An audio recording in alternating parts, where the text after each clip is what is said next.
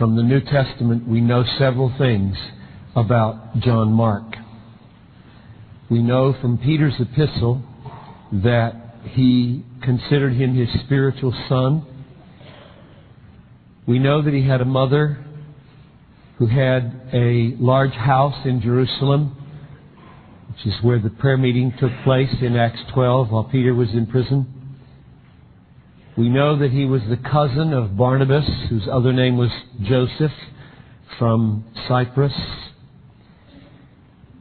What we don't know is what I will read this poem about, namely how he came to be so intimately connected with Peter. The Joseph in this story is Barnabas, just by way of allusion.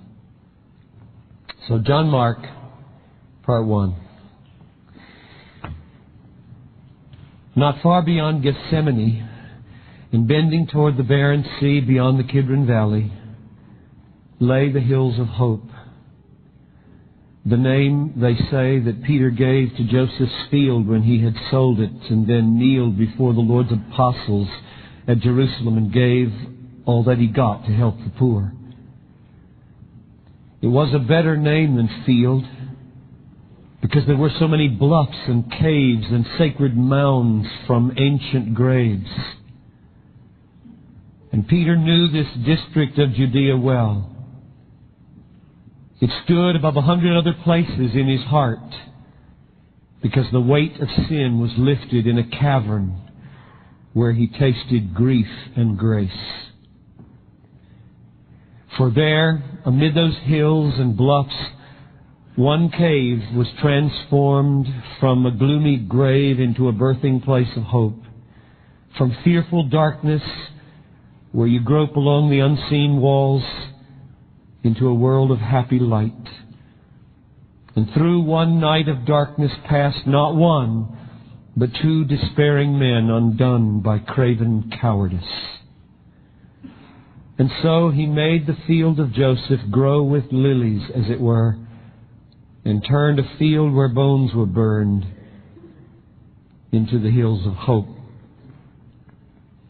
It came to pass, this double deed, the same night that the Lord of glory set his face against the mob that met him in Gethsemane and saw his fair wind followers withdraw and leave him utterly alone, as if he were a common stone rejected for the jewel of security, as though his love were not more precious than our breath or worth 1,000 woes of death.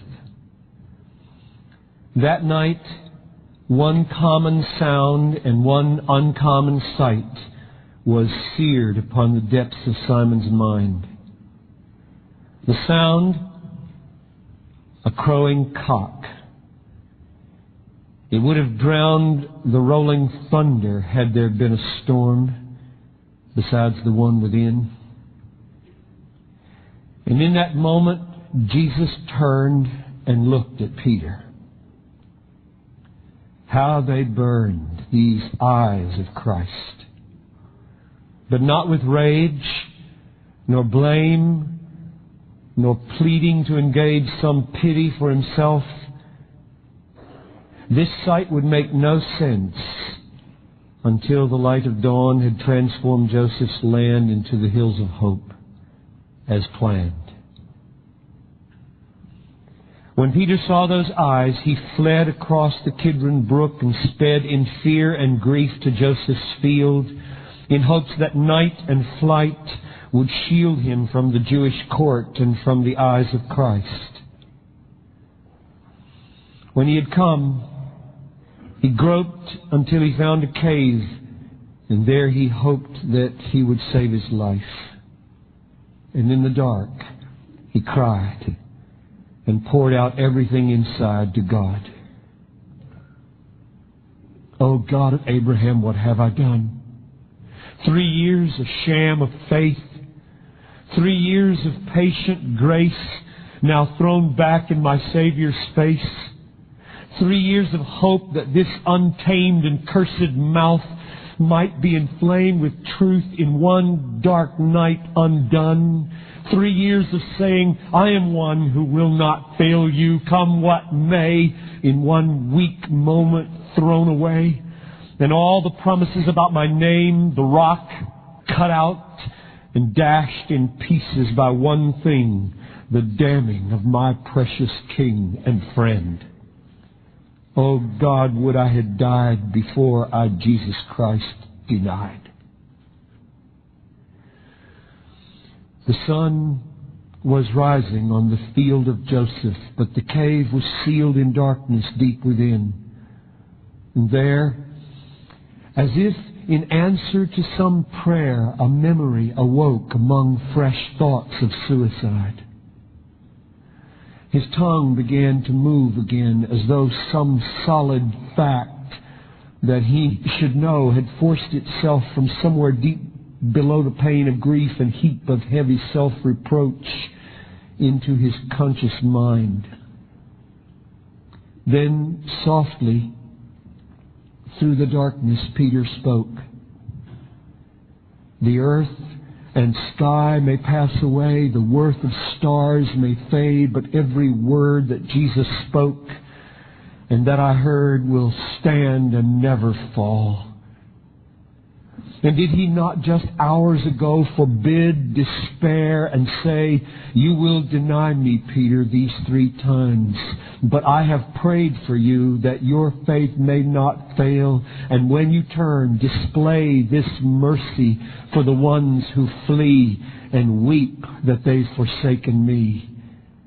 He paused and thought he heard a sound, but then went on. Lord, if I found in you forgiveness for my sin and treachery, I would begin to speak this grace in hope to all of those who fell and think their fall too far for grace to reach. Again he stopped more suddenly. And then he swung around. Who's there? He cried. The sound from further deep inside the cave was clear this time. Hello? Who's there? And are you friend or foe? A trembling voice replied, a friend, I hope. That is, if you intend, oh please, to do what you just said. If I'm not speaking with the dead, what is your name? John Mark, the voice replied. Well, John, shall I rejoice that you are here, or think some bleak and dreadful thought? Come here and speak, and let me take your hand and go out in the morning light and know what happened, lad. I can't, the youth replied. Why not? Come, speak the truth.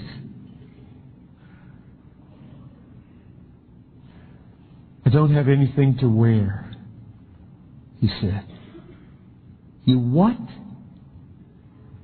My body's bare. I have no clothes.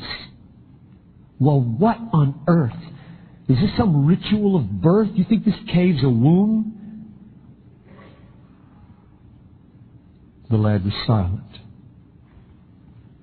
Peter said, Here, clad yourself with this, and held his cloak out toward the voice. It's not a joke, I'm sorry. Put this on, my son. What happened? I just tried to run. They grabbed my clothes. I thought that they would kill me. Then I broke away and ran to Joseph's field to find a hiding place. I knew you dined last night at Mother's house, and when you left, I saw the spying men and hurried out to tell you there was danger so you could prepare. But as I crossed the brook, some men among the rabble noticed when I tried to go around. They sent a squad to chase me and prevent the warning that I brought. I hid until I thought the way was rid of danger. Then I came. The Lord was being led away. A horde of angry men seemed everywhere. I followed, but I didn't dare come close.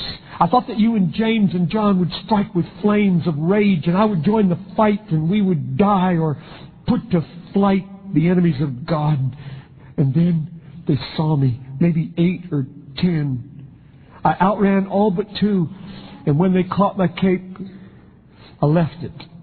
Then they laughed and left me in the dark. And here I am, the brave John Mark.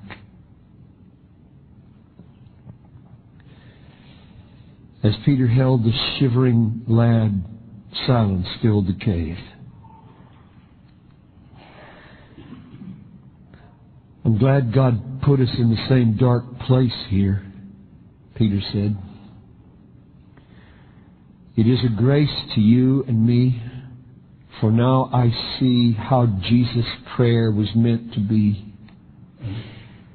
and how my sin and burning grief and turning back bring you relief.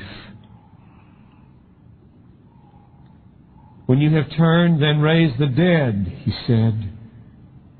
Then let me fall, and led me, weeping, to an open grave in Joseph's field, the only cave in all these hills where John Mark said farewell to life among the dead. Is that not what I saw last night in Jesus' eyes? No sacred rage, no blame, no pleading to engage some pity for himself. Instead, a sovereign sorrow as he bled to make my sin your soul's repair, and buy the answer to his prayer. Now come and look at candle 3, a flame that burns for you and me. This is the fire in Jesus' eyes, the sovereign sorrow as he dies and takes the lonely field of graves, the mounds of grief and desperate caves, the midnight foothills where we grope, and turns them into fields of hope.